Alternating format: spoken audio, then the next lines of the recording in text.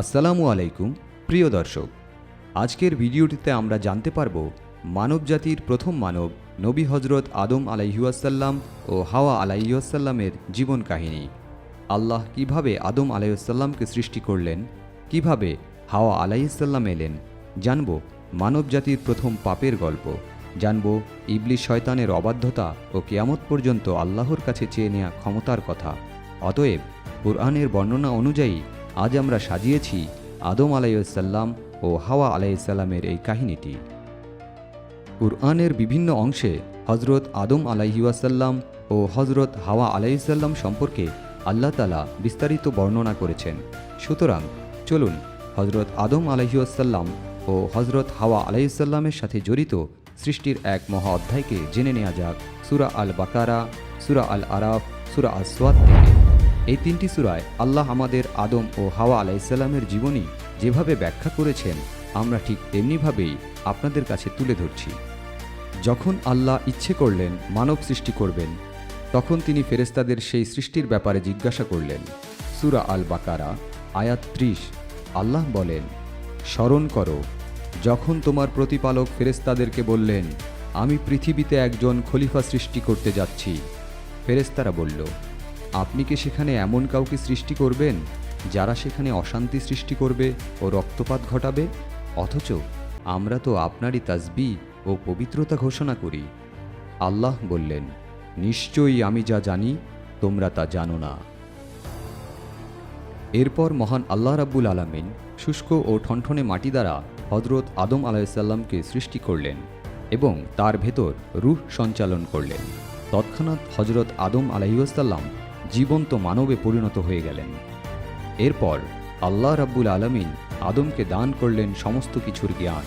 পবিত্র কুরআনে সূরা আল বাকারায় ৩১ নম্বর আয়াতে বর্ণিত হয়েছে, হজরত আদম আলাইহিসসালামকে সমস্ত বস্তু ও তাদের নাম শিক্ষা দিলেন। তারপর সেগুলোকে ফেরেশতাদের সামনে উপস্থাপন করে বললেন, এগুলোর নাম বলে দাও যদি তোমরা সত্যবাদী হও।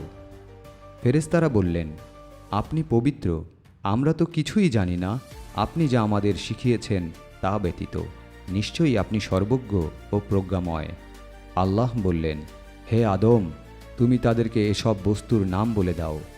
তখন আদম আলাইহিসসালাম সব কিছু জানিয়ে দিলেন। সুতরাং আল্লাহ যে জ্ঞান আদম আলাইহিসসালামকে দিয়েছিলেন, সেই জ্ঞান ফেরেশতাদের ছিল না। হজরত আদম আলাইহিসসালামকে মহান আল্লাহ রাব্বুল আলামিন জ্ঞান দান করার পর সমস্ত ফেরেশতা এবং জিন ইবলিসের সামনে উপস্থিত করলেন এবং সবাইকে উদ্দেশ্য করে বললেন, হজরত আদম আলাইহিসসালামকে সম্মান প্রদর্শন করে সেজদা করতে। সবাই সিজদা করল, কিন্তু ইবলিস অহংকার পোষণ করল, সে আদমকে সেজদা করল না। আল্লাহ বলেন, আমি যখন তোমাকে আদেশ করেছিলাম, তখন তোমাকে সিজদা করতে কিসে বাধা দিল? ইবলিস বলল, আমি তার চেয়ে উত্তম। আপনি আমাকে আগুন থেকে সৃষ্টি করেছেন আর তাকে সৃষ্টি করেছেন মাটি থেকে। আল্লাহ তখন ইবলিসকে বললেন, তাহলে এখান থেকে তুই বেরিয়ে যা, তুই অভিশপ্ত শয়তান। ইবলিস বলল, আপনি যেহেতু আমাকে পথভ্রষ্ট করেছেন, আমি অবশ্যই তাদের জন্য আপনার সরল পথে ওত পেতে বসে থাকব। তারপর আমি অবশ্যই তাদের কাছে আসব, তাদের সামনের দিক থেকে, পেছনের দিক থেকে, ডান দিক থেকে এবং বাম দিক থেকে, এবং আপনি তাদের অধিকাংশকে অকৃতজ্ঞ পাবেন। হে আমার প্রভু, আমাকে সেই দিন পর্যন্ত অবকাশ দিন যেদিন মানুষ পুনরুত্থিত হবে। আল্লাহ বললেন, তোকে অবকাশ দেয়া হলো, আর তাদের মধ্য থেকে যারা তোকে অনুসরণ করবে, আমি অবশ্যই তাদের সবাইকে দিয়ে জাহান্নাম পূর্ণ করে দেব। আল্লাহ তখন ইবলিসকে বললেন, এখান থেকে বেরিয়ে যা, তুই অভিশপ্ত শয়তান, এবং কিয়ামতের দিন পর্যন্ত আমার লানত তোর উপর থাকবেই। আদমকে ফেরেশতাদের সিজদা করা হয়ে গেলে ও ইবলিসের অবাধ্যতার পরে আদম আলাইহিসসালামকে আল্লাহ তাআলা জান্নাতে বসবাস করার আদেশ দিলেন। হজরত আদম আলাইহিসসালামকে জান্নাতে একা বসবাস করতে দেখে আল্লাহ তাআলা তার বাম পাজরের হাড় থেকে তার সঙ্গিনী হজরত হাওয়া আলাইহিসসালামকে সৃষ্টি করলেন এবং বললেন, তোমরা জান্নাতে বসবাস করতে থাকো এবং ওখান থেকে যা ইচ্ছে খাও, কিন্তু ভুলেও ওই গাছের কাছেও যেও না, ওই গাছের ফল ভোগ করো না। আদম আলাইহিসসাল্লাম ও হাওয়া আলাইহিসসাল্লাম জান্নাতে বসবাস করতে থাকেন। এমত অবস্থায় ইবলিশ তাদের কুমন্ত্রণা দিল ওই গাছের কাছে যেতে এবং তার ফল ভোগ করতে। তখন তারা সেই ফল ভোগ করল, আর সাথে সাথে তাদের লজ্জাস্থান তাদের দুজনের সামনে প্রকাশিত হয়ে গেল। এমন লজ্জাকর অবস্থায় আদম ও হাওয়া আলাইহিসসাল্লাম গাছের পাতা দ্বারা তাদের লজ্জাস্থান ঢাকার চেষ্টা করলেন। নিজেদের ভুল বুঝতে পেরে তারা মহান আল্লাহ রাব্বুল আলামিনের দরবারে তওবা করলেন। বললেন, হে আমাদের পালনকর্তা, আমরা নিজেদের উপর জুলুম করেছি। হজরত আদম আলাইহিসসালামের তওবা আল্লাহ রাব্বুল আলামিন কবুল করলেন। তারপর আল্লাহ বললেন, তোমরা এখান থেকে নেমে যাও। যদি আমার পক্ষ থেকে কোনো হিদায়াত আসে তবে যারা তা অনুসরণ করবে তারা নিরাপদে থাকবে, আর যারা মুখ ফিরিয়ে নেবে তাদের জন্য জাহান্নাম।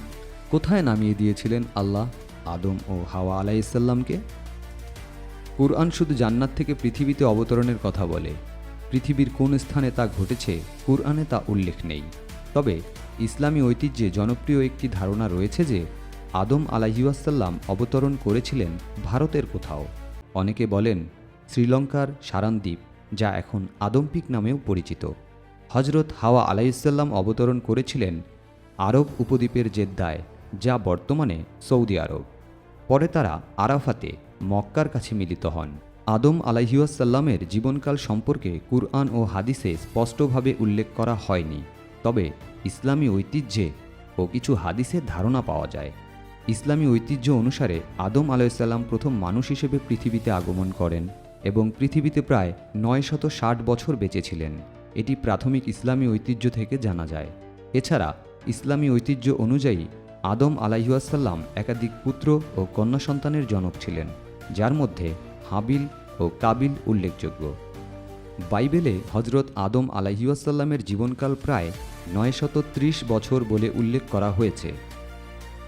আদম আলাইহিসসালাম প্রথম নবী হিসেবে মানবজাতিকে আল্লাহর আদেশ এবং নিষেধ সম্পর্কে শিক্ষা দিতে শুরু করেন।